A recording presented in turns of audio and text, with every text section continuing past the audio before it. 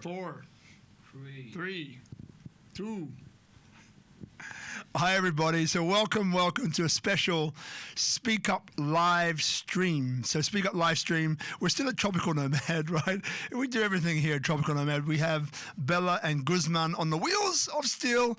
And obviously we have Berwin Tanco. Hello, mate. Welcome back. Hello. Welcome back. So now, so while in a minute I'll reintroduce Berwin. So give you a bit of context. So right now, if you're outside of Bali, we're shooting this live from Bali. And so Bali, if you haven't been for the last 6-7 months or so, then there's a change, right? So COVID-19 obviously put a big change in the world. And with Bali, the mass tourism model has gone. Will it come back? Who knows, right? We don't know, right? It might never come back. It might come back in 2 years. We don't know. But as you know, with every situation of challenge, you have resiliency. You have the opportunity to pivot. You have the opportunity to do something again or differently, which kind of fits in with the theme tonight, actually. And so Bali, where we are, is what I call contribution tourism. So contribution tourism, what is that? So what it means is that, it's about, people, resources, companies which contribute to the upliftment of Bali. And this is tech tourism, blockchain we're going to discuss tonight. Then we've got, other forms of tech tourism. We've got, the climate, sustainability, we have cultural events and so on, climate tech and so on. So this is where I fit in as a tourism architect. I create tailor-made solutions for businesses, even those which are in the old or the existing dimension of Bali, like hospitality, to these new ones which are coming in, this migration. Because as you may or may not know, by the 20 years time, this is crazy stat, Berwin, by 20 years time, 50% of the working population, estimated about 2 billion people, 2 billion, will be working remotely. Wow, which that's is insane. It's insane, right? The metaverse. Yeah, the metaverse is coming, right? So where I fit in as a tourism architect is that I bridge those worlds together. So companies, tailor-made solutions for tourism boards and businesses here in Bali to maximize their business, and also paving the way for businesses who want, and people who want to move to Bali as well, right? So these are the solutions that I create. So now tonight, as you may know, we have Berwin Tanco. Full disclosure, I do consider him a friend. Full disclosure. So obviously, on a slightly more serious note, so Ecta, right, bridging blockchain to the real world. Now we sat here some months ago, I remember, for our first interview in this series, and great interview. You really were able to to explain to us where blockchain is going, where you see the future, how you see Ekta in that future in a really beautiful way. So if you haven't watched that interview, just check Speak Up Monday. But in between then and now, we've had a few things. So one is that loss of liquidity.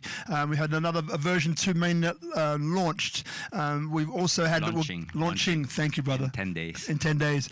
And we've also, had, that there was some foul play, right, going on behind the scenes. So what we want to know, there'll be 3 parts to this interview, really. One part is obviously finding out what actually happened, because there's a lot of conjecture. Some people calling it, the scam word. Some people calling it something else. But let's hear from the horse's mouth what actually happened. That's number 1. Number 2 is, what maybe could have been done, right, to ensure that this didn't happen. And number 3, there are some incredible projects which are coming out under the Ecta umbrella, right? Which hopefully Berwin can tell us about. I know there's some which are top secret. So hopefully you can tell us about those, so we get a really good sense of of what's going on and where the future is going. So, Ecta founder Berwin Tanco, welcome back. And look, so let's start with the obvious, so maybe in your own words, tell us what actually happened. Yeah, it was, I think after our last interview, I was telling you that I was going to go to Dubai for Blockchain Month. And a few weeks before that, I have noticed a few weird things happening into our smart contract. And it was causing our token price to go down.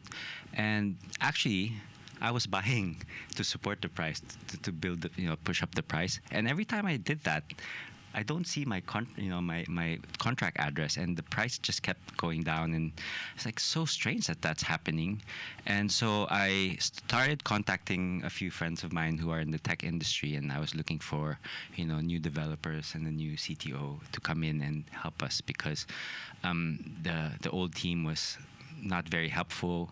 It was very hard for me to control them. I couldn't basically figure out what's going on, and they're always late to meetings, not showing up, always making mistakes and errors, and not really caring about us. Like it was just more like one step forward, two steps backwards, and we can't we can't deploy like all our vision that way. And so I'm like, I can't work with these guys. And so that was like 3 weeks before Dubai. And then eventually when I got to Dubai, it was like such an amazing meeting. I had this great meeting for 3 hours. I was onboarding this company that does remittances. They have 29 million users and 12 million loyalty card customers. And then he said, yeah, we're working with you. Let's do it together. Let's do remittances on the Ekta mainnet using the Ekta native token. And he says, yeah, let's work together. I'll even invest in your company. So I was so happy. And I went to the conference, and then my phone started, like, it just kept beeping. I just didn't notice it. And then I saw like thousands of messages, and our token price dropping. And so I'm like, this is so weird. Then I immediately messaged our internal tech team, because in Bali, when I was in Dubai, I said, can you check out what's going on? And I also had my other partner, Yog, that was coming to Dubai.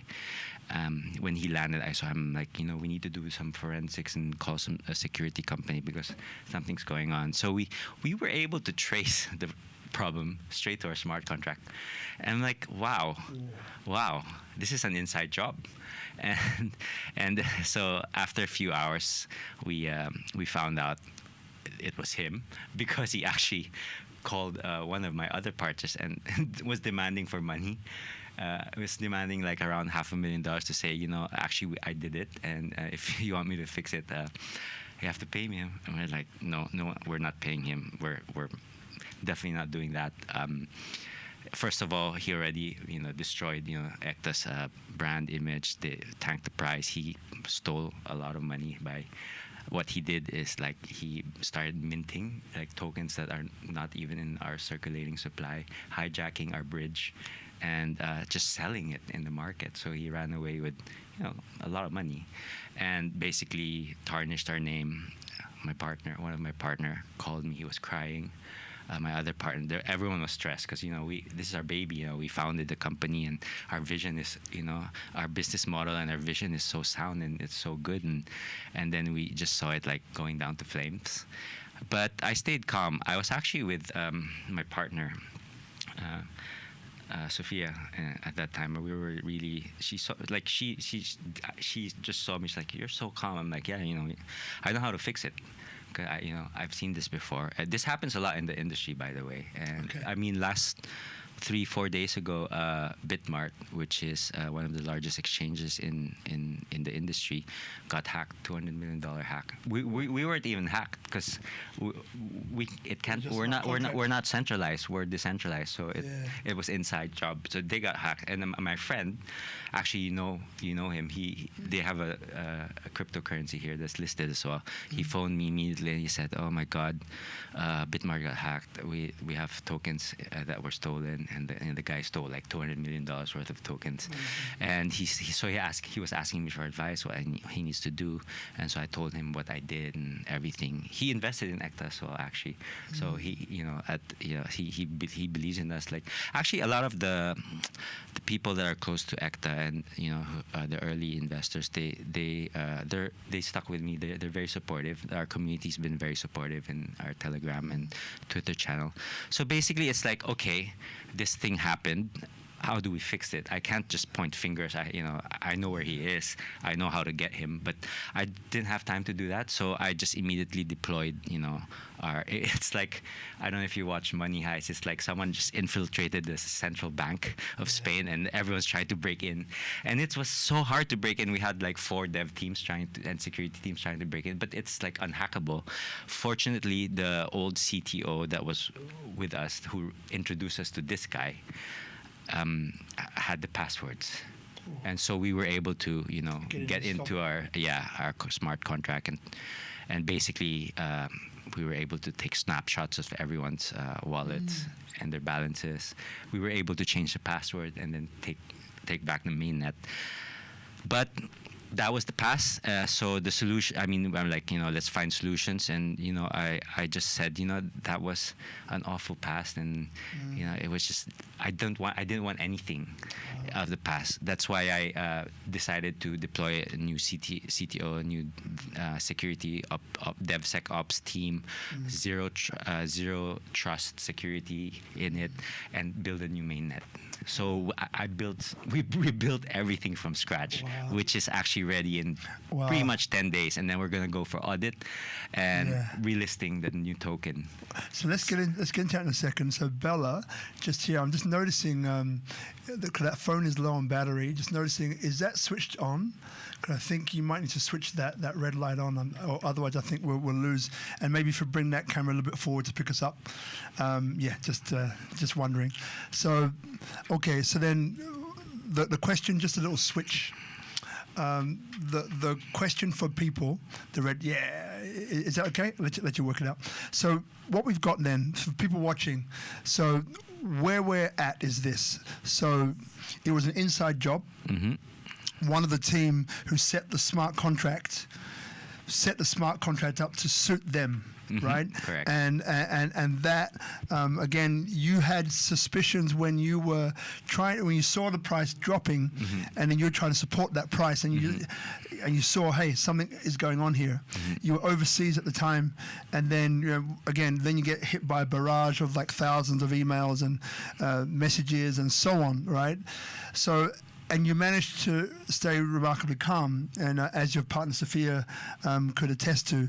So before we get into the other technical details, there may be people watching. So Speak Up Monday, everybody, it's an inspirational Q&A, right? So it's not just like a media release saying, hey, blah, blah, blah, blah, blah, there you go. Otherwise, why bother watching? Just read a media release.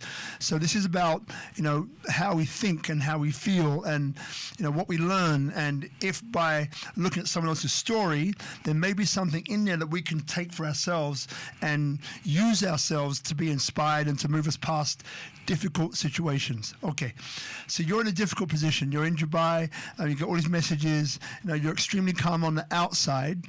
So I know you're a business guy for many years, right?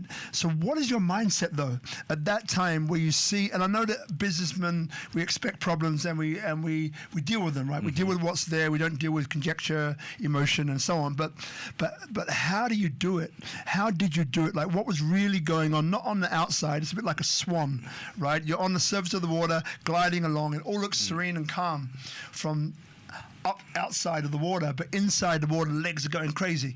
So take us through it. So what was going on for you internally, and how did you rectify that to then start to empower yourself and the team who's looking at you saying, hey, what are we going to do, boss?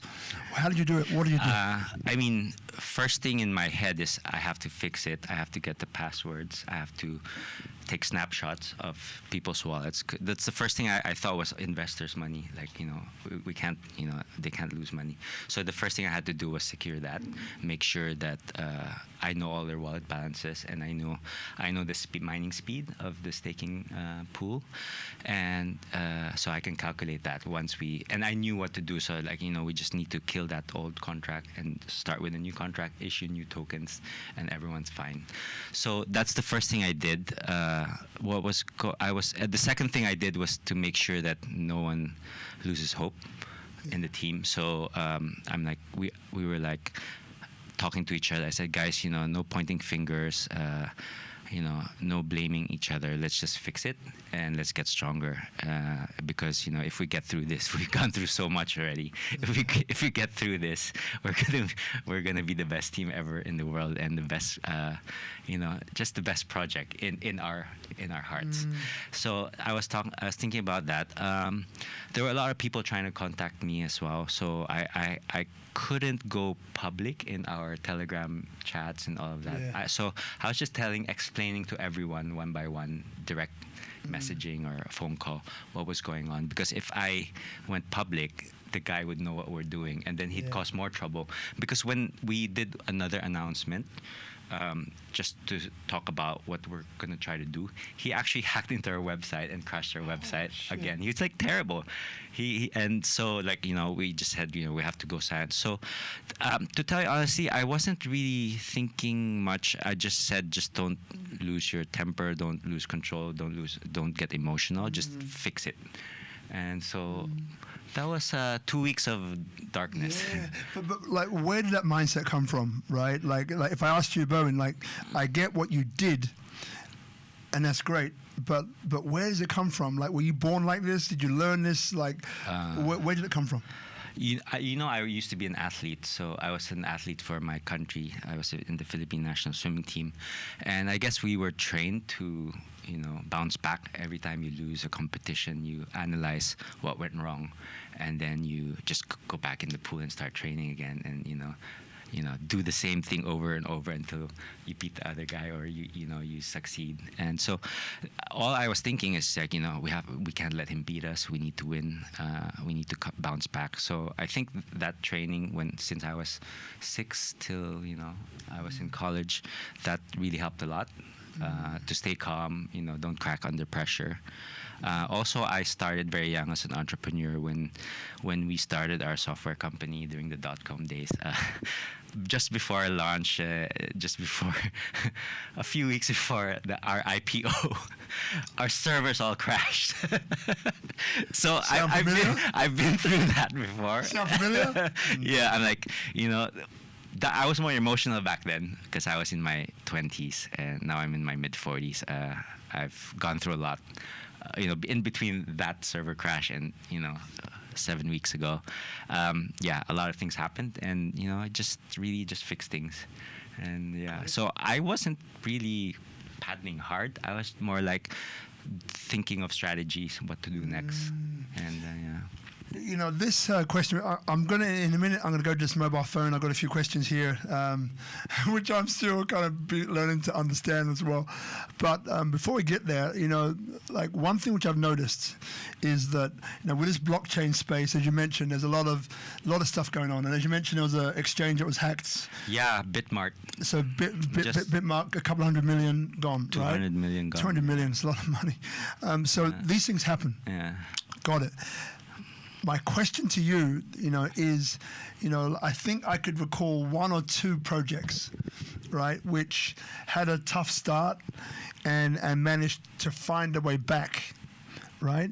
The name was tarnished. I don't remember what happened with some of these companies, but anyway, the name was tarnished, and then they tried to come back, and they made it. So why do you think? And I know this will lead on to what you're doing future-wise, but if we stay in this zone for a second, so why will Ecta succeed where many others have failed? One of the big names that got hacked and came back was Binance. Yeah. They're the biggest exchange in the world. Yeah. Why we're going to succeed is, one thing is we have a really good team. We have a great vision. The other thing is, I'm not gonna quit.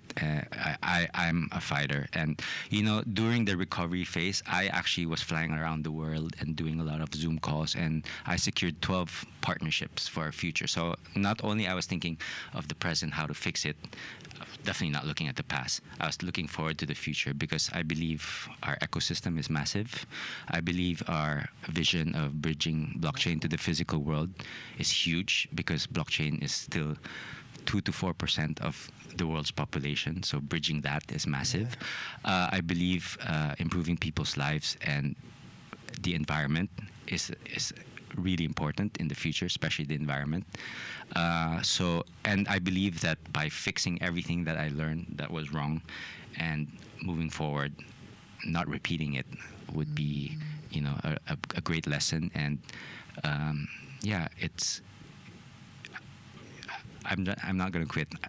The vision is there. So, but our ecosystem is massive. So I think by next year we're going to have millions and millions of users just with the partnerships I signed and some we invested in. We'll probably have at least 20 million users, nice. 20 to 30 million users. So maybe 60 million even if we do it right. So that's huge. We're going to be one of the biggest blockchains and biggest ecosystems in, I'm looking at hopefully, top 50 coins out there in the world.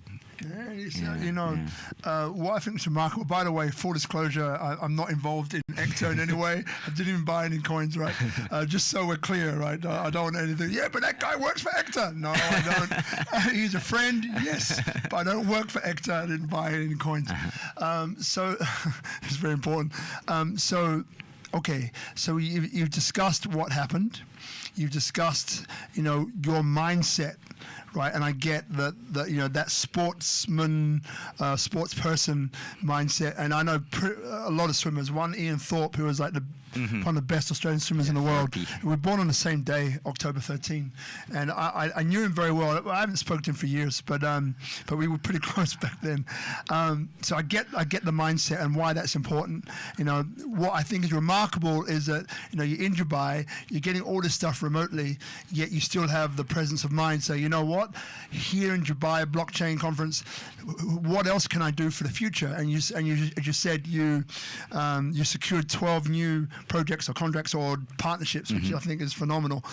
So in a minute, I'm going to go to his phone and dig out some of his questions that were sent to me, if I can find them, which I will shortly. But my question to you would be, because people are watching this and maybe they're going to be launching their own projects, right? So they're going to be saying, okay, so Ekta, well-backed, well-funded, great team, great founder, successful business guy, right? This happened to them. So what's stopping it from happening to me? So then my question to you would be, what would have you or could have you done differently to ensure that there were checks and balances along the way that would have minimized or mitigated any kind of foul play like this? Yeah, the thing is with Ekta, our entire core team are friends and we know each other. The only weak link there was our chief technology officer. We actually found a really good one that worked for a listed company, but then in the middle of the process he quit and he introduced us to this new team, this new guy, and I didn't know the guy. So one important thing is really KYC, KYB, know your customer, know your business. So that's what we're doing now. All partnerships and everyone we're hiring or working for us needs to go through this KYC, KYB process. Our new CTO basically worked for Cisco and all these big companies in the security side. So he implemented zero trust security. So not one of us can be trusted in the tech. So there's like double, triple verification. DevSecOps as well. I can if you go to our website and some of our Telegram chats, we have we have that, we'll also have more information about that. So that's really important. But really, my advice is to really know who you're working with, and you need to work with people you trust. I think one rare commodity in this industry is, and that is lacking, is there's lots of funding there. There's great technology. There's great ideas. There's great products.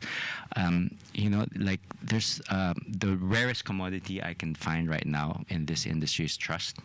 And so, like, when you can find someone you trust, even though he's not the smartest programmer, not the the brightest marketing guy, but if you trust him, at least you can learn, you can train. I didn't know anything about blockchain last year. I learned everything myself, and and then like my team, I've seen them grow in the last 6 months, especially the last 7 weeks, and they've become really solid people, and they really know what they're talking about now, and I trust all of them. But at the same time, because of this, we're all gonna have like multi-sig wallets. All our new wallets with the new tokens will be published, so everyone will see it publicly. So it's going to be very, very transparent. We also have our Ecta scan already, so we'll have our scanner, just like Ether scan and BSC scan, so everyone can see the token. That was the other problem, and we didn't have the scanner, and that guy didn't want us to have that scanner. Inside job. Yeah. I mean, one thing that someone mentioned to me as well was that because they looked, right, and they saw some irregular transactions, right, and obviously blockchain is supposed to be transparent, okay, so, and again, I'm going from memory, so I won't necessarily get it exactly correct, so please forgive me. So I believe what he was saying was that he noticed some irregular transactions, right, but the problem is that you didn't know whose wallets they were going to.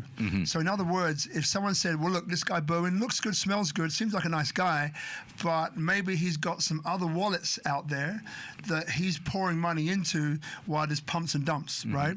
So, and even though blockchain is supposed to be transparent, these wallet addresses were still very difficult, for people to know, to check, well, who do these wallets belong to? So is there anything, and this is not just for you, I mean, this is blockchain as a whole, I'm guessing, is there anything you can do there? Like, is there a loophole that can be closed? And if so, how would you close something like that? Well, what are your thoughts on that? Yeah, the thing is, with these wallets, they're anonymous, so you'll never know unless you KYC them, every single one of them, and that defeats the purpose of decentralization. So, if we were centralized a bit, well, we would be able to do that. That's why the centralized exchanges are doing, like Binance nowadays, they're doing KYC to everyone. You can't trade in Binance without that. We unfortunately can't do that. However, we blacklisted 18 wallets that was doing irregular transactions, and actually most of our token holders so we have a new DApp that's ready in 10 days pretty much, and when people log into that DApp, there will be like just a few questions just to double check to make sure that it's not one of those bad actors. But it's very hard to do that. Like for our team wallets, that's going to be very easy because once we launch, we're going to publish it, and it's just there. People can see it, and we'll have a few wallets. We'll have us who are vested, who can't buy and sell or do anything with those. We'll have some of our wallets where we need to use it for partnerships, marketing, pay suppliers and all of that. They'll see that as well. Those won't be big transactions. Those are basically to grow Ekta. Apart from that, it's hard. I mean, Like it seems like that it's a very difficult problem to solve because, as you mentioned, KYCing every single wallet goes against the decentralized nature of blockchain. But then at the same time, when things like this do happen, how does a person, and this is not really talking necessarily about Ecta, this is blockchain as a whole, and coins and projects and all the rest of that. So then how can you, gain that peace of mind that these guys have done the right thing, haven't done the wrong thing? They could have set up other wallets, right? Anonymously, blah, blah, blah, blah, blah. So it's, I think that could be an interesting one to ponder just going forward in general. general, for blockchain? Yeah, I mean, it's really important to have a team that's documented. So, all of us are in our website. Our team and advisors are all in our website. We have nothing to hide, really. Also, I guess people need to do their own research. They need to know what the project's about, who are the people involved, what's their long-term vision, things like that. Those are important. There's a lot of, scams out there, and there's a lot of pump and dumps, and a lot of, things like short-term plays where quick buck. That's not what we do, right? What we want to do is, our long-term vision is to improve people's lives through blockchain. So I want to keep doing that until at the end of my life. I mean, if maybe one day it's not blockchain anymore, it's just like the internet. Everyone was like .com, and now you just wake up, you just do it. You don't say this is the internet, this is .com. We won't have to say blockchain, crypto anymore. It'll just be part of our normal life in a few years, and then so it makes sense. And look, guys, you're watching from Instagram. If you can't hear us, just in case, so YouTube Speak Up, one word, Monday. So Speak Up, one word, space Monday. It'll be Robert Ian Bonnick before. And on YouTube, you'll get this live. I've got these microphones connect to YouTube. And Facebook Live, which is Speak Up Monday group, which you might need to ask some questions to get into. So YouTube will be better if you can't hear us on IG. But I think you can, but just in case. So I've got my phone here, and I've got a few questions which I'm going to read out. So excuse me for not looking at you or looking at you when I'm doing this. So what we've got here, and these may be answered already, because this was a week ago or so. So Ecta Explorer has basic functionality now and able to retrieve transaction activity and data. Next steps are to develop additional features for public use and basic brand UI components. This should be ready to go by mid next week. Now, this was a statement over a month ago. No beta version provided, no finished product mentioned. It's not a month past their midweek deadline. So I guess the question is, where is that up to? Oh, that's the first thing we deployed. Yeah. During the heist, we had our security team build the Explorer so that we can plug it into the node and scan everyone's wallets. So that's been up since day one. That was the first thing we deployed. Great. Yeah, it's so during the launch of our DApp, everything will be there. You'll see Ecta. It's actually ectascan.io. Lovely. So that's basically our version of Etherscan and BSC scan. Great. Next one. How do they? Again, by the way, guys, these questions were a few weeks old, so it might get to the point where it's like, Rob, you've asked 5 questions. They've all been done. It's like, why are you wasting our time? Hey, I'm reading the questions. Okay, give me a break. So, how do they plan on compensating for the missed staking rewards during this time period, and how and why the actual FK did and the staking APY go down if there's been no additions to it, nor withdrawals? Yeah, so no one loses money, like I said, and all the staking rewards will be paid. They're actually still staking. If they're still staking, they're still getting prorated. Okay. So by the time we launch in 10 days plus or minus from now, everyone will do a final scan before we launch the DApp, and then everyone will be able to claim their new tokens, swapping the old tokens for the new tokens, and they'll get their staking rewards. As I said in the beginning when we launched Ekta, our mining speed goes down, slows down day by day. So if they're asking why this mining speed's gone slower, it's because that's basically the program of our smart contract. It slows down. It's basically a 4-year cycle. So we started around August this year. Yeah. So it was very, very fast in the beginning, and now it's slowing down. But the nice thing is, because of our other products that we're launching, like our Shell Dex, which is our hybrid exchange, and also the 12 partnerships I've secured, we have a lot of tokens that are up and coming, and these tokens can be farmed and paired in our hybrid exchange, and some of the APYs of these pairs will be very, very high, probably higher than what you see now, what the APYs you see now. another thing is everyone that's staking Ecta tokens will have first priority to our other IDOs, because since we have a lot of partnerships, some of these partnerships will have NFT, minting. Some will have IDO, some will be in the launchpad. So every Ecta token holder that's staking will have first priority to these coins. Awesome. I mean, yeah. So yeah, there's a beautiful, bright future ahead of us. Love that. So we've got about, I think, three or four more. So how does giving specific details about the recovery put the project or the investors in any worse position that they have been already, or have already put us in? The recovery, they shouldn't be in worse position. They should be the same or in better position, because now they're swapping tokens one for one, so they didn't lose any of their tokens. They actually gained tokens because they're still staking. Okay. We have, like I said, 12 new partnerships. So Ekta moving forward will have a lot of new features and new products and a lot of token pairs.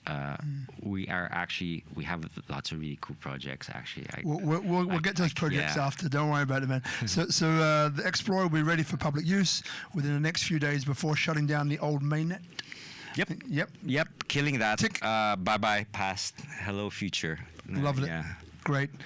We've also identified suspicious transactions and wallets. I think that's what we spoke about before. So I caught that actually. Like just even before the heist, I caught it already. I just didn't want to, go public. You didn't want to go public with it. I wanted to, secretly catch him, but I think he smelled like what I was doing, and he just did the first move. Wow. So that one there, Team Bad Actors. So been that one. Purpose, go for that. They were recovery, having the money, no one is doing, don't worry about that. Moving on, almost there, guys. This is pretty good. I haven't read for a long time, by the way. not out loud. It reminds me of being back in school where you put your finger and you follow like the words. Except it's not a smartphone. No, far out. So very interesting project. Okay, I think they're the questions. Seem to try and do a similar thing. Okay, so seems to be trying to do a similar thing to Polkadot in connecting all blockchains. I don't know if they work under complete POW network, but if they do, it's not worth investing in because it's slow tech and tech is slow. But I guess what the question is that so we're talking about the blockchain now. Your blockchain, so you're connecting other blockchains. We're cross-chain, yeah. Cross-chaining. So how does it compare actually to something like a Polkadot? We're not as fast as Polkadot. Okay. We own so our new mainnet is built on Hyperledger Bisu, which is Java based, and it's Ethereum virtual machine compatible, EVM compatible. Our first node will be 200. Will have 200 transactions per second. We're building up nodes up to 16 nodes that will give us 400 TPS. We're not competing. Our branding and our blockchain is not about speed. Okay. And like more interoperability, more speed. Our chain is about bridging the physical world to blockchain and improving people's lives to the blockchain. We're not trying to be the next Polkadot or the next Solana. We can actually work with them. We're building a bridge to be able to do that, to be able to work with the other chains. We're not selling ourselves as the Ethereum killer or we're not that. We're here to improve people's lives and also the environment through blockchain solutions. So our marketing angle is different. So our sales angle is different. We're not trying to sell tech. We're not trying to be faster. We're trying to sell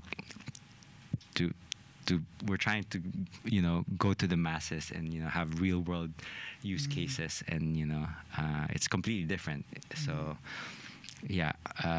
we are not the fastest. We're slower. Also, actually, to tell you honestly, all the fast chains right now, their blocks are going to get full as well, just like ours. And there's new tech out there. They're called ZK rollups.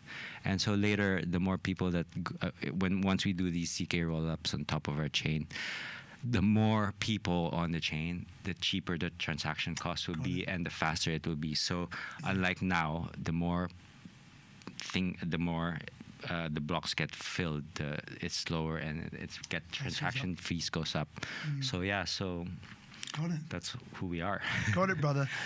Right. So at the start of this interview, I mentioned that there's 3 sections, right? So the first one is kind of getting a handle on what's happened, right? Second one is, like, what would you do differently to ensure or to mitigate to the highest possible extent this wouldn't happen again. So you've answered both, and again, if you didn't hear, if you watch on IG, it's really about zero trust and the protocols that go along with that, double, triple, quadruple checking basically, and that no one in the team has access, right, to do like master transactions. Let's put it like that, right? Which I think is a brave and a smart move. What we've identified and established is that the blockchain in itself potentially has a challenge because, if we or if you as a project, if you allow, wallets to join, which, flies in the face of the decentralized nature, one of the fundamental building blocks of blockchain, and the KYC everyone and everything in sight, then the tricky part there is that then you will know, and there won't be any anonymous accounts, but then the tricky part is that you fly in the face of that. So yeah, I think that's something which I'm sure people have been thinking about in cases of when heists or when bad actors come out, and you try and get a sense from a public point of view, looking from the outside in to see where's the money going, who owns the wallets where these suspicious transactions are going, right? So we discussed that. So now the third part is really about, what's next, right? What's next for Ekta? You've come through a very challenging time. I think we can all agree with that. And from what we can see, your mindset and the way that you've approached this is of a certain nature that I think defines a person, right? Which I think is great, right? And so then now is probably the easier part of the interview, where it's like, this is what we're doing, as opposed to like, what are you doing? How did you do it? Why did it happen? Who got ripped off? What's going on, right? So yeah, maybe in your own words, wherever you like to start. I mean, let's start perhaps to refresh people's minds of Ekta's vision, which I know you've done a few times, but I think now's a great time to reintroduce it. You've got the mainnet launching in 10 days. So maybe just reintroduce to us, what Ekta is about, what it's seeking to do, and how it's seeking to do it. And then we get into the new incredible things you're doing. Yeah, so Ecta, basically, it stands for unity, integrity, and basically what we want to do is bridge physical world to the blockchain and unite it, and by doing so, improving people's lives and the environment. So our short-term vision is to build our mainnet, which we're doing again, take 2, hopefully for the best. And then, so that's basically our foundation. And on top of our foundation is our midterm plan, which is putting the framework around the foundation, which is like, the various projects I will be mentioning later, and some of the products we have. And of course, our long-term plan is our vision, which is improving people's lives and the environment. So short term, in a few days, it's live again. Midterm, last time I was here, I was talking about, decentralized finance, where we have on-chain, off-chain lending, so we can help people not just in the crypto space, but also in the real world that needs access to capital, helping, Southeast Asia, for example, with low minimum wage, play to earn games where they can have 3 times their normal monthly salary, by playing games. Especially during pandemic, they can stay home and play games, earn money with it, support their family.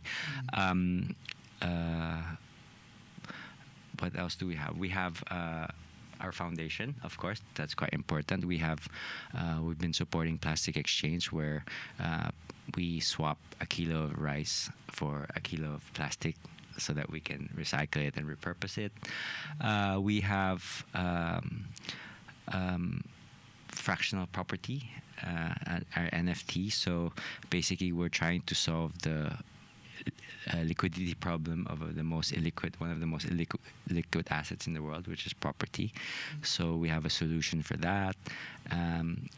Basically, having an amazing staking reward system, so that corporations can actually have a separate wallet for that, for staking, and have a retirement fund, for example, a pension for their employees. Education as well. We have some education plans, so that was what we were talking about before. In addition to that, while I was away, we have secured a few other things like. You know what? Before we go there, which I do want to get to, fractionalized property. How does that work? Yeah. So basically. So fractionalized property is basically we NFT a property, let's say your villa, and we basically publish that in the blockchain. So you can either purchase that full NFT or the tokens that are broken into many pieces, and you can purchase those tokens. And the more tokens you have, the more ownership you have of that property, and then you can get rewarded with passive income through rental returns.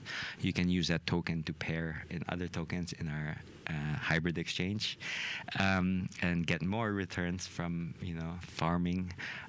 So I've made that into next generation.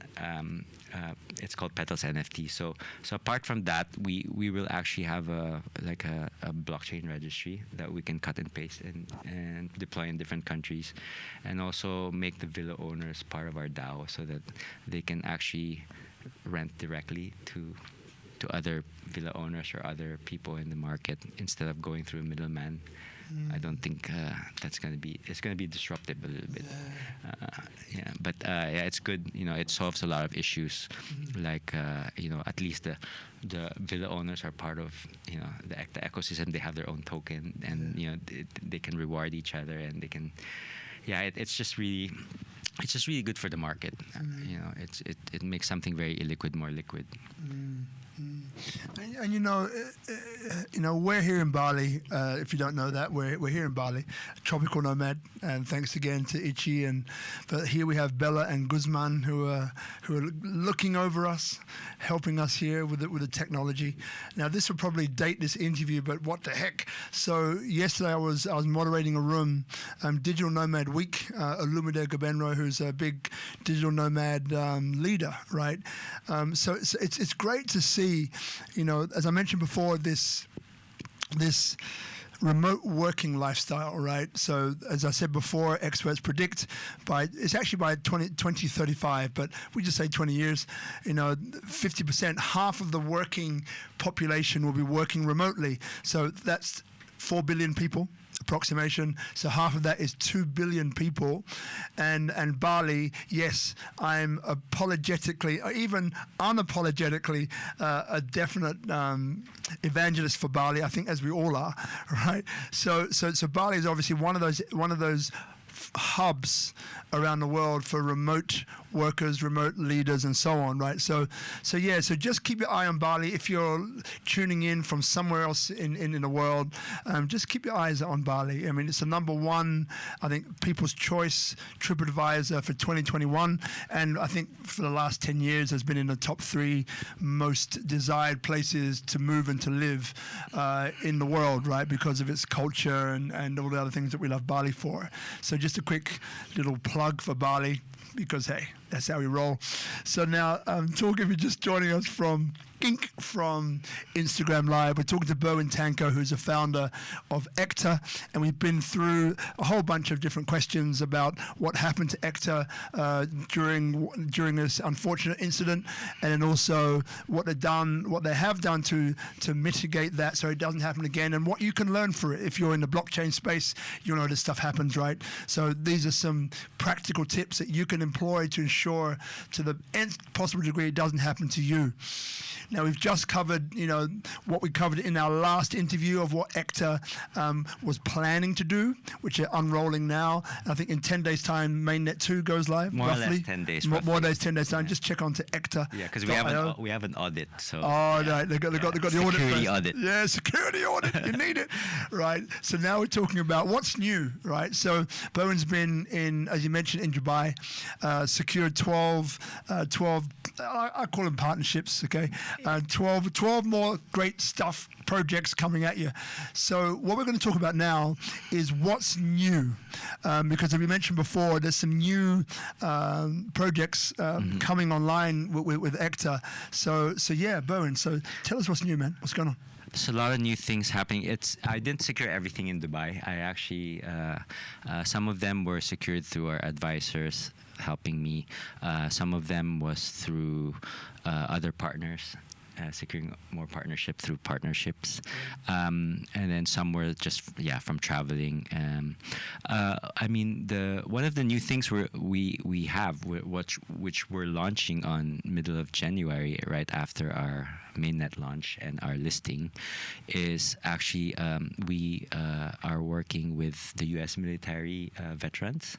So they're called Humble Alpha Veterans Empowerment. So these are veterans that have come back from war with some problems, like they need help, psychological help, or maybe some funding or housing, stuff like that. And these veterans have these coins called challenge coins, and to have these challenge coins, you need to earn it through maybe battle or winning a battle, going to service. And so it's kind of like a fraternity, but it helps each other. So it matches Ekta's vision and ethos, where helping people improve lives.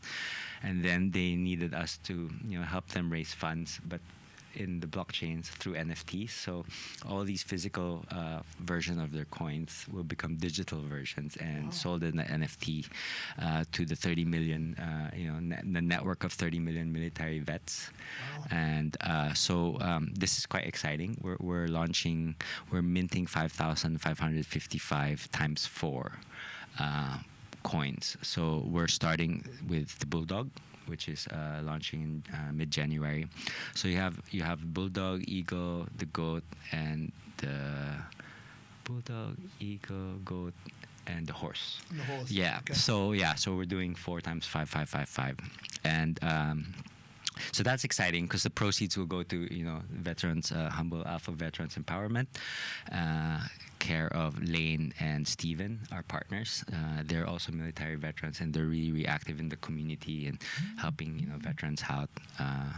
So that's really exciting. Another thing is we're launching a hybrid exchange. We called it Shell Dex, but now it's a hybrid exchange because it's a newly improved version of it, because it has centralized and decentralized function, but also NFTs. You can trade NFTs, not only swap tokens and stake tokens. You can also stake NFTs, earn passive income with that.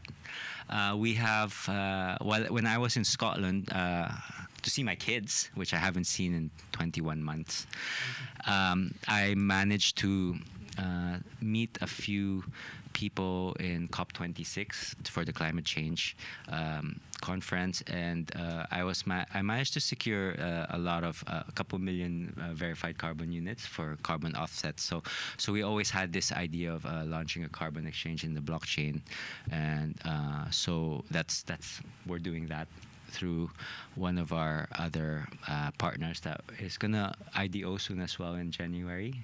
So look out for that.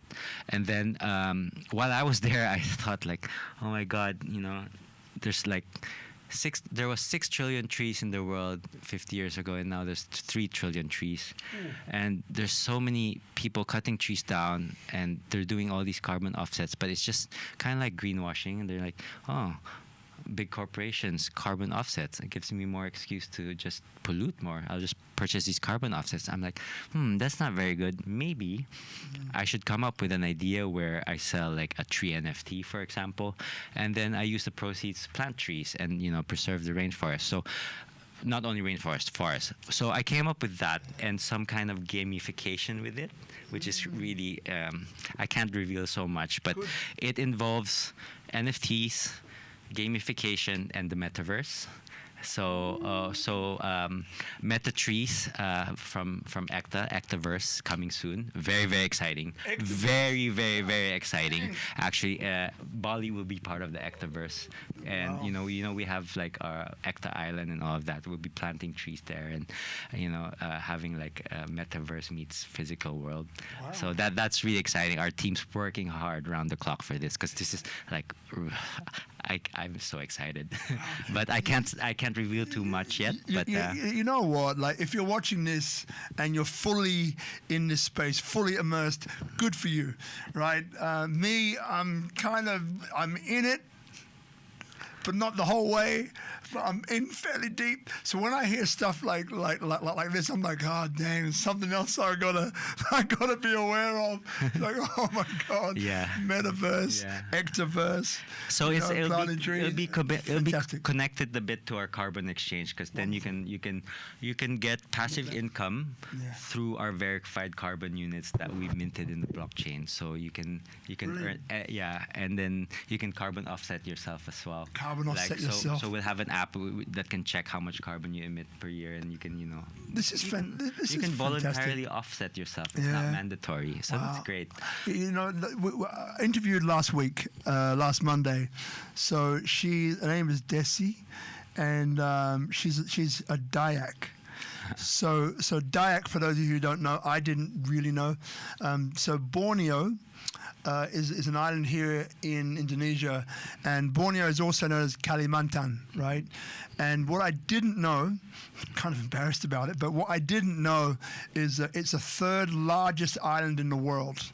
Right? Number one, I had no idea. Number two, so you have the Amazon, which is like a lung of the planet, known as the lung of the planet. The other lung is Borneo. Yes, right? correct. Kalimantan. I didn't know this, right? So then we had she's an activist as well. Mm-hmm. So we got fairly deep about, the challenges that they're facing, what she's doing, and what life is like, and all of this. So to hear, projects which are, looking to replant trees, and just again, if you want to watch that interview, just go to the Speak Up, one word, Speak Up Monday, another word, Speak Up Monday Library, right, on YouTube. And we've got the last 105 interviews we've done. We've done over 200, but you've got the last 105 there. Have a look at it. I mean, phenomenal woman on an incredible mission, and yeah, so I just was very impressed by her. Young, smart, has this foot in both worlds, is like a bridge. Goes back to her village, and it's a full-on Dayak lifestyle. Everything all that way, and then when she's here in Indonesia, in Bali, she's in Indonesia, then she has this other side of life, So I think it's fantastic.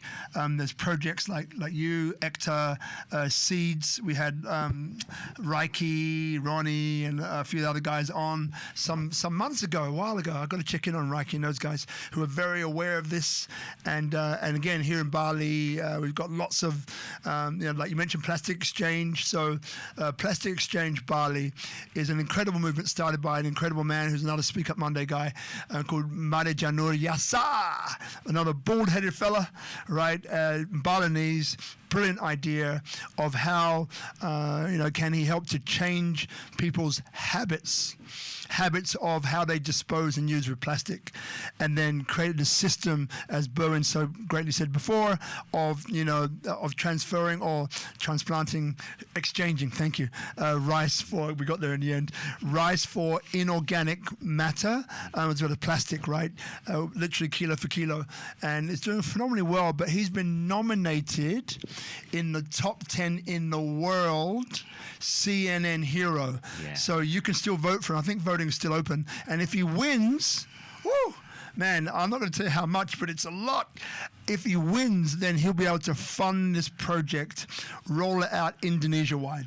So it's phenomenal. So you know, great. again, some of the great things which are going on here in Bali. And again, yes, unapologetically, I'm smashing Bali in a very positive, powerful way. Last night we interviewed an incredible lady called Lana Reese, who is the founder and director of Pro Education School Bali, which is a phenomenal school doing incredible things. So again, check that one out.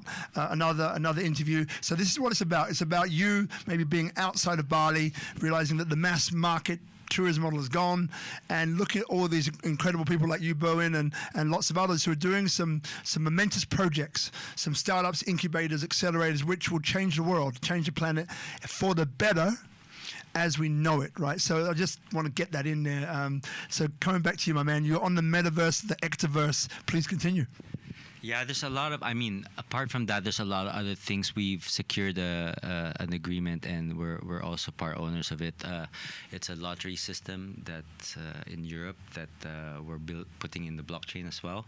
So we're also deploying that on the blockchain, and you know, most of the proceeds of that lottery goes to improving people's lives as well. And the lottery holders, the token holders, everyone wins. It's, you know, when you buy a lottery ticket, you have a grand prize, second prize, third prize. This one, everyone wins because you can stake those tokens in our hybrid exchange and get passive income while you're waiting for those numbers to come out. A lot of other things, you know, our wallet, our Ecta wallet is coming out together with the hybrid exchange. We have our fractional VC system. Fractional VC. Yeah. Explain. Yeah. Fractional So VC. this is another amazing thing. So a lot of so we just don't have to invest in startups. We can invest in existing companies and accelerate them. But we're gonna NFT these companies, and we will have a VC token that's on top of the Ecta mainnet. So everyone can invest in the VC tokens, which gets to own all of these businesses. But they can invest in the NFT for this business, and they can choose it. They can swipe and choose which one they want to invest in, and they can swap it for like if you're invested in a burger joint, and I'm invested in an AI company, and you don't want it anymore, and then you can raise your hand in our exchange and swap it, and we can swap businesses, and it's because it's tokenized, so that's really exciting as well. We have, of course, a launch pad as well. We need to have a launch pad because we have all these startups. We also have a platform for angels. So and then we have, of course, our Bali incubator still here. So we have a lot of new startups that I can't talk about yet, and a lot of deals, and just a lot of things happening. So it's a case of watching. And look, we're not done yet, but how can people be abreast? Be informed, like where's the best place if people watching now say, hey, Ekta sounds pretty cool, glad they're coming back, blah blah blah, where can I find them? What's the best place? Our website, it was Ecta World. It still is ectaworld.io, but also we have Ecta.io now, which is pointed to the same website. And then in our website you can click on our social channels: Telegram, Twitter, Medium, Discord. Cool. We're there. So like Facebook, Instagram, but the usual. Listen, they're everywhere. Okay. Where? Everywhere. So look, like there's people probably watching now, right? Which might have tuned in by IG and wonder what the hell is going on. And when I say like the metaverse, right? Because there's people obviously talking about it now, and NFTs are even being NFTs were so yesterday. Now it's about the metaverse, right? So maybe in your own words, for people who don't know, because I think you're bridging blockchain to the real world, right? And I still, when I look at projects and things like that, what I think about is the common man. Now, when I say common man, it is meant in no way to diminish or to look down upon anybody or anything like that. But what I mean by the common man is that I often find that when looking at presentations, right? Like write it in a language that everyone can understand, right? If you want to write something using the Queen's English and using all these complex words, it looks great, but who's going to understand it, right? So when it comes to all of this, you're bridging the blockchain to the real world. So the real world is full of people who've got no idea about blockchain, right? Probably no idea about NFTs, but may have heard of them. And then metaverse, forget it, right?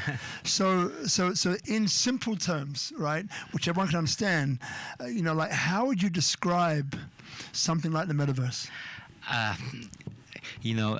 NFT, it's people say a non-fungible token. Our CTO, I love it how he says never forget things. So with metaverse, I like to call it the metamorphosis of the universe. Wow. So you're like basically transformed from where you are in your living room to Bali, for example, and you have an avatar there, and you get to go to Canggu and do things in Canggu, and it's just like metamorphosis of your universe. That's how I like to call it. I love like that. to remember it. I love it. Never forget to. And then yeah, I love that one. And I mean, but people might be watching it now and saying, okay, but it sounds like so indulgent, right? Sounds like, and I'm not diminishing anybody, but I'm just putting it out there because I know people are thinking about it, right? It's for maybe a bunch of people who maybe are a bit dissociated from the real world, inverted commas. And I remember when, Avatar came out, right? And all these other, and was it one? Ready Player One. Ready Player One, right? And for sure, there are people there who are into it and will probably stay there forever, right? But there's a lot of people who, in the real world saying, well, I like my life. Why do I want to go on Metaverse and do that? So then my question to you, and again, this is all very subjective. I mean, it's your opinion. There's no right or wrong answer here, but I just love to get your feedback about it because I'm asking questions as well. I'm asking myself the same question. So what would you say is the significance of the Metaverse and the advantages and disadvantages of the Metaverse, and why would you get on it? I mean, there's always room for everyone. If you're an introvert, the metaverse is perfect for you because you can sit in your room and then travel the world and travel many worlds and have different personalities. It's just imagination just going wild, right? The thing is, what the pandemic did is it's sped up everything basically. So e-commerce, online commerce just like accelerated 10 years. Crypto and blockchain just went really fast. I think the metaverse is also another thing. Like you're saying, 2 billion people are gonna be working remotely. So 15, 20 years. they can. I mean, we can imagine like me have an avatar, and all our team members all over the world, and then we can go into the metaverse and we meet there, and then we can just discuss topics there.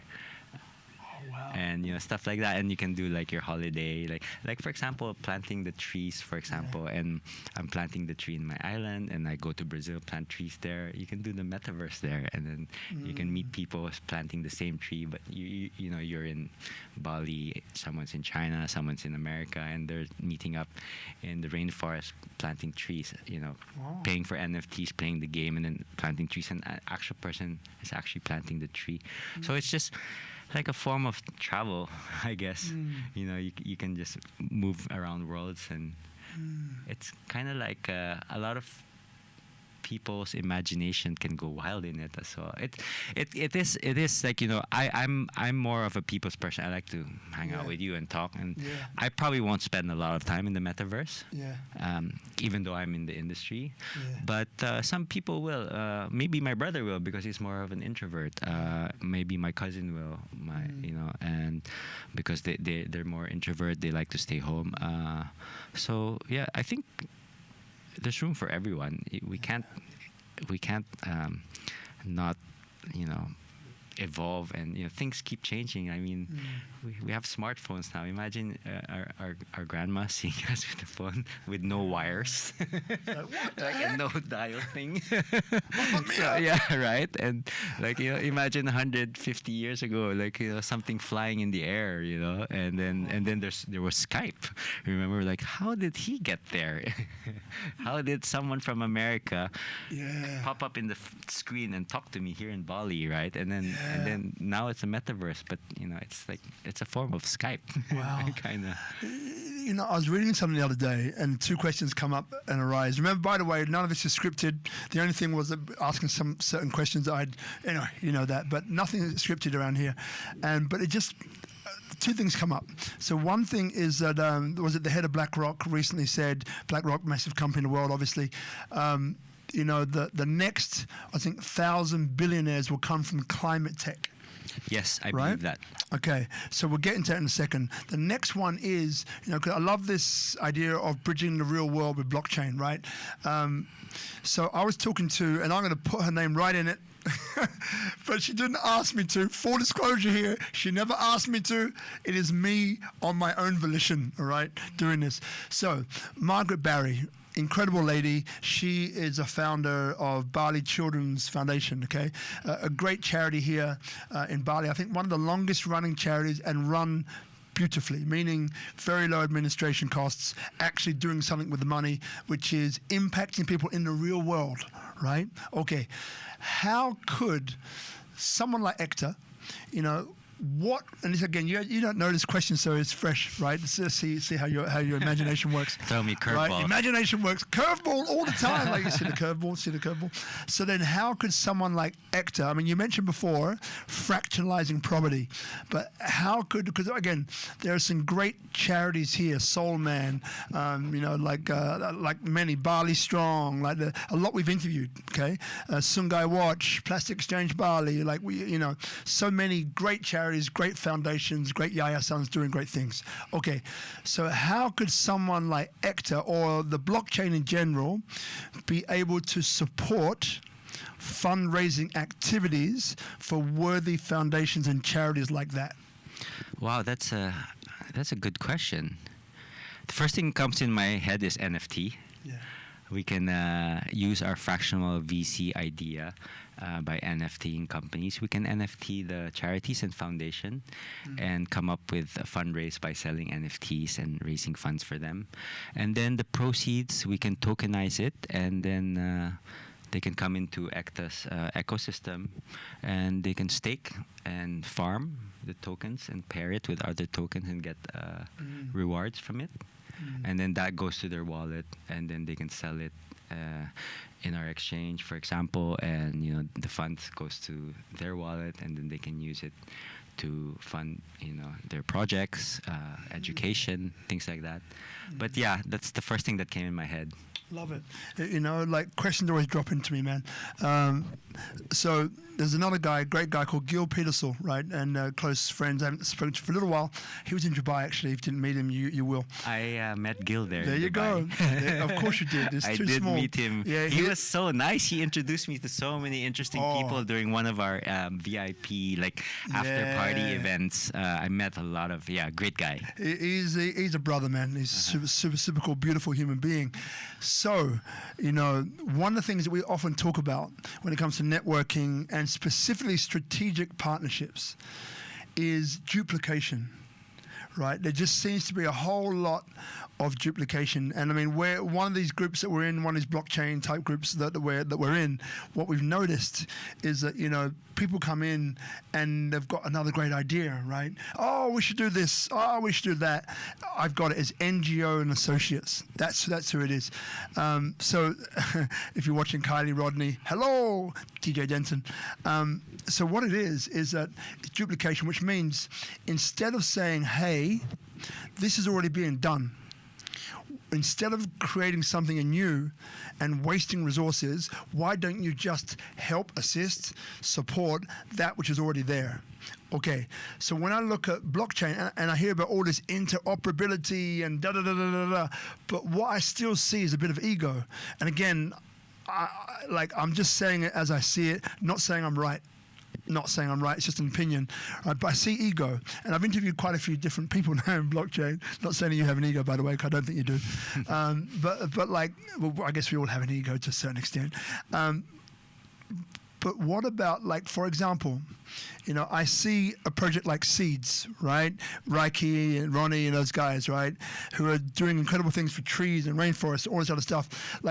Would you see someone like Ekta, doing more in the way of strategic partnerships as opposed to going into an area where there's already people doing it, right? So that's the question that comes up. That's actually what I'm doing. That's all I'm doing. I'm not reinventing the wheel. Great. I am working with people that I can work strategically and partnering with them, so I don't have to start from scratch and just build on top of it and make it better. And I don't have time to do everything. Our team members don't have time to do everything as well. We're not omnipresent, so yes, that's the key to building our vision and improving people's lives, and bridging physical world to the blockchain is partnerships, and that's exactly what I've been doing the last 7 weeks. Love it. While I was away. I love that. And look, so we're coming slowly towards the end. Remember, we get there when we get there, right? Dubai, right? So you spent some time there in Dubai, the blockchain conference and so on. Like, what did you see? Now, let me frame that a little bit more. So I think we're all on board with this understanding that blockchain, Internet 3.0, 4.0, whatever you want to call it, is the future. That's where we're heading, right? One way or the other, right? So, okay, fine. With someone like, or something like that, which obviously attracted a lot of people from around the world, maybe you can say the best brains in the world, right? So what did you see that impressed you? And what did you see, if anything, that challenged you, and why?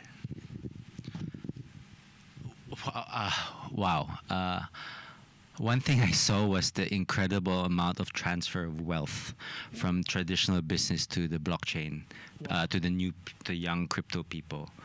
So the old is, not disappearing. It's just not moving as fast in terms of wealth creation compared to the people in the crypto space. So that really impressed me. Wow. I'm like, wow, these guys have a lot of money, all of them, and they can do anything they want. And I'm like, imagine if I can get to talk to all of them, partner them, and help me change the world.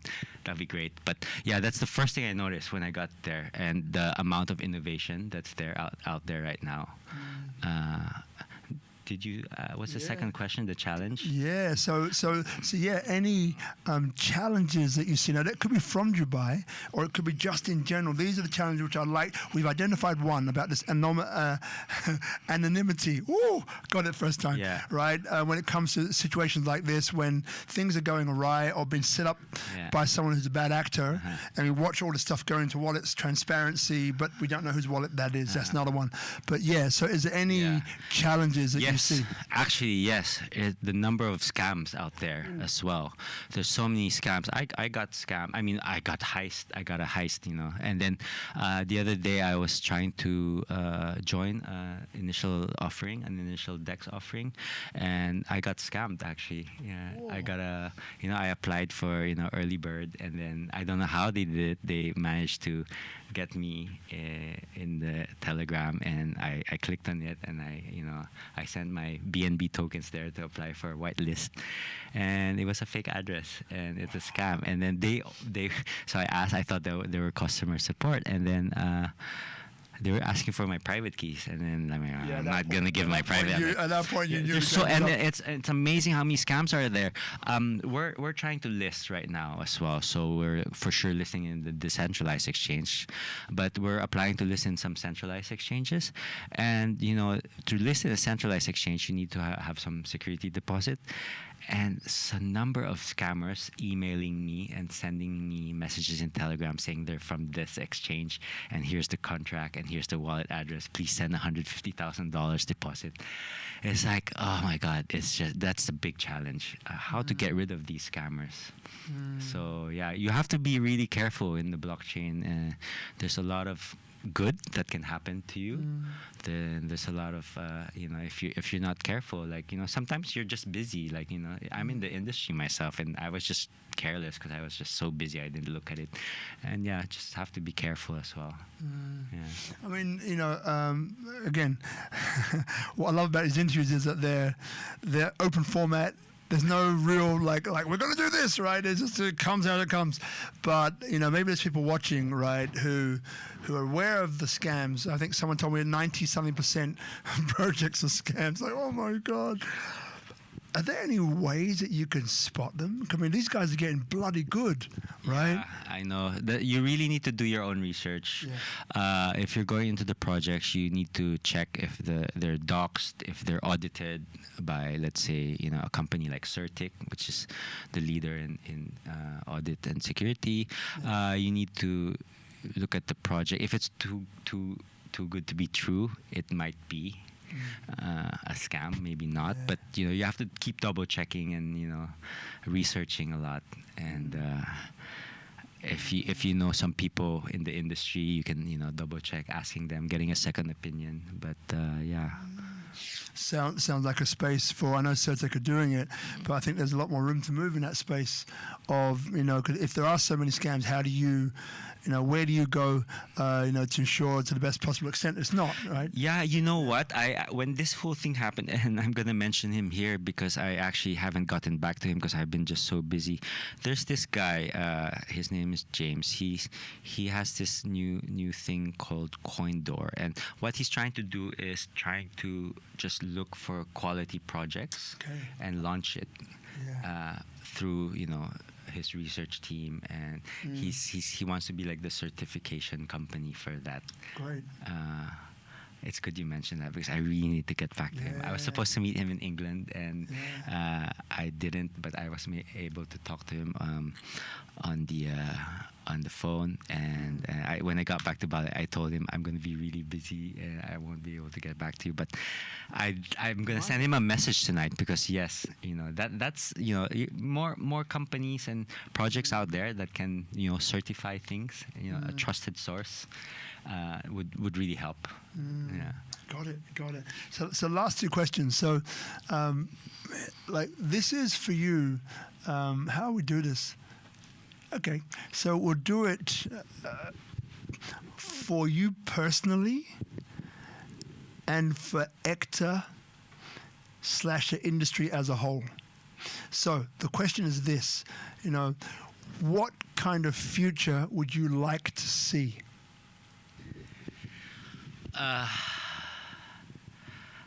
I guess one important thing is I hope there's people get more access to healthcare, education, knowledge about the environment.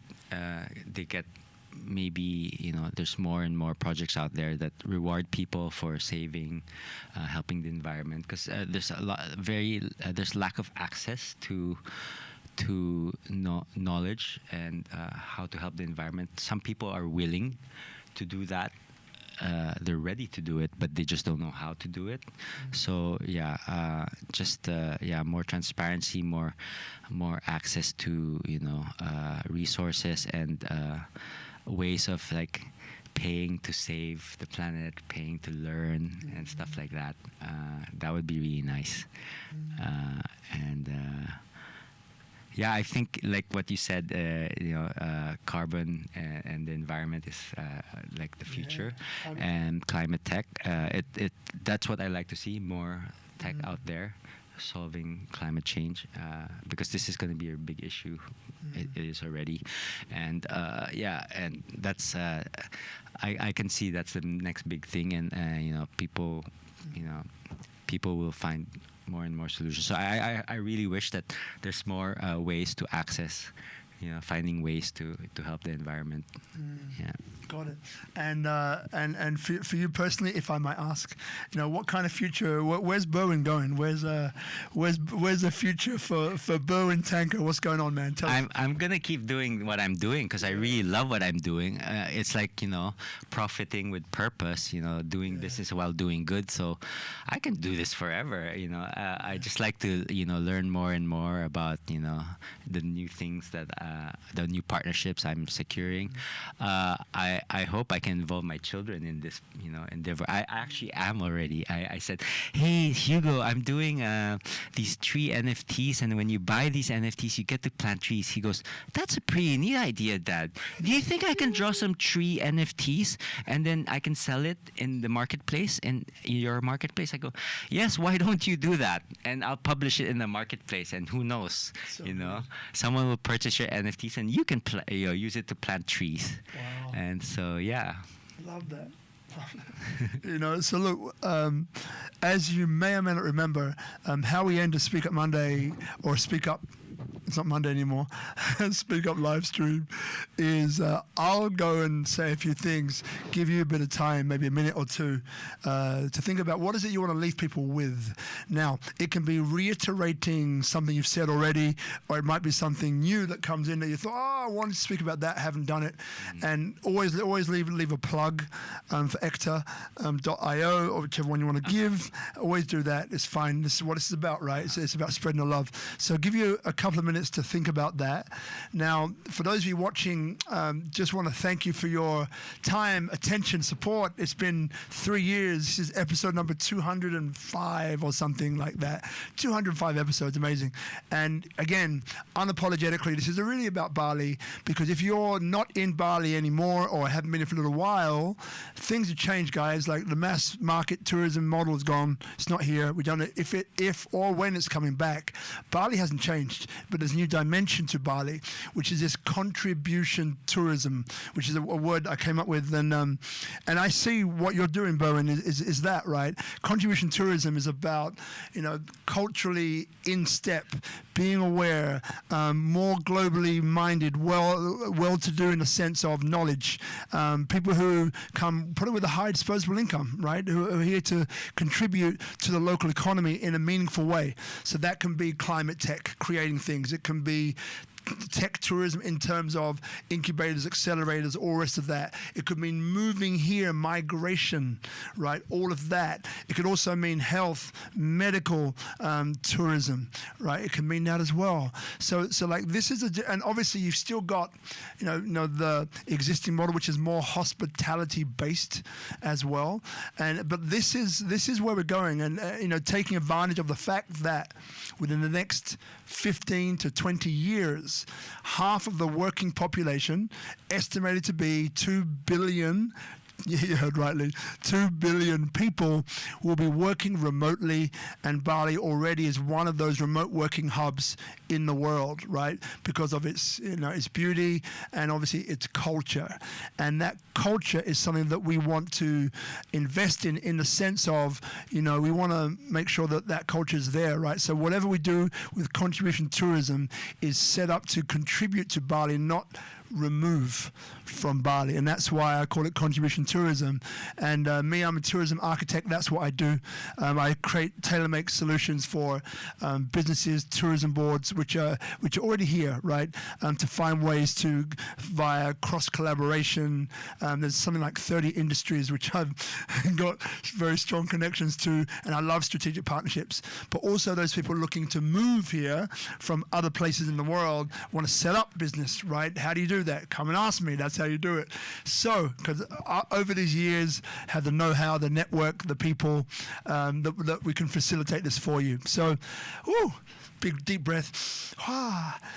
Berwin, Tanco, brother man, it's been an absolute pleasure. And I want to thank you as well, because in the midst of all this craziness that was going on, I call you a friend, right? So I'm open about that. I didn't take your video down. I kept it up. I'm like, no, man, because... Appreciate that, man. Really. No, man. Yeah. Because to me, it's like, why would a guy, right, who has got so much to lose, with your name, the businesses that you have running, your background, all the rest of that, why would you go and do something deliberately like this?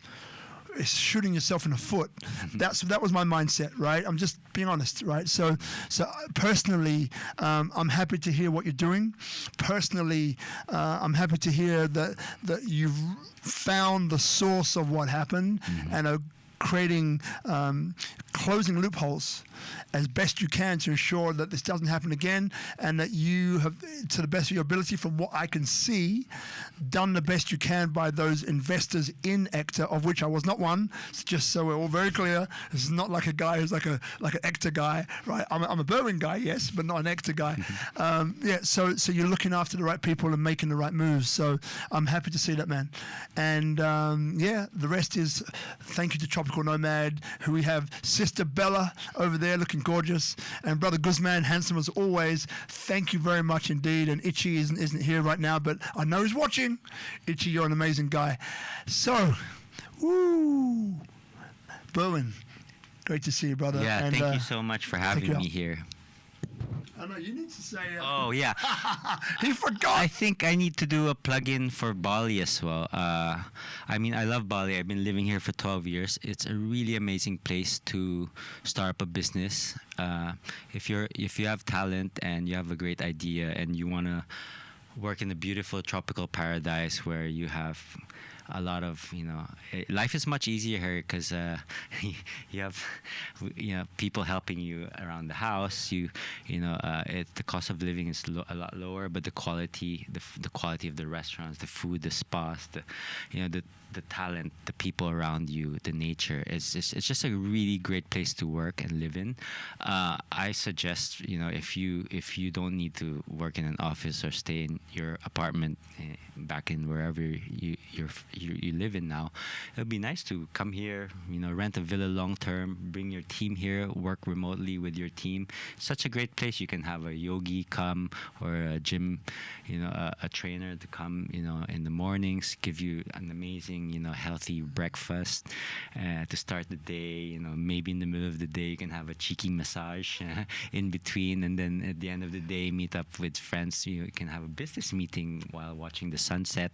I mean, you don't have to, do the hustle and bustle, stuck in traffic for 3 to 4 hours in the city. You can come to Bali and, do the same thing, work remotely, and enjoy quality of life, proper quality of life. And it's amazing how the ideas you can come up with and the people you meet here, and it's such an island of manifestation. If you dream of something and you really want it, and you're a good person, you have a good soul, it will happen, and you will achieve it. So come to Bali and come start up your business here, and buy a villa or rent a villa long term, and bring your team here, and do amazing things from Silicon Bali. Silicon Valley, what is it? I had a friend, I know we're supposed to end, but what the heck. I had a friend, and the apartment that they had, I think in Sydney, one in London, they just rented that one out and came here.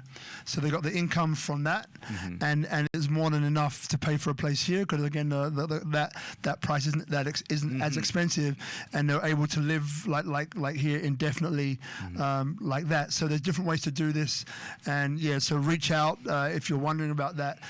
Reach out to us here, and look, again, thanks for being here. Feel free to share this. And lots of love from Bali to wherever you are. Thanks again, guys. All right, thank you. Thank you, Robert. Bye, man. Yeah.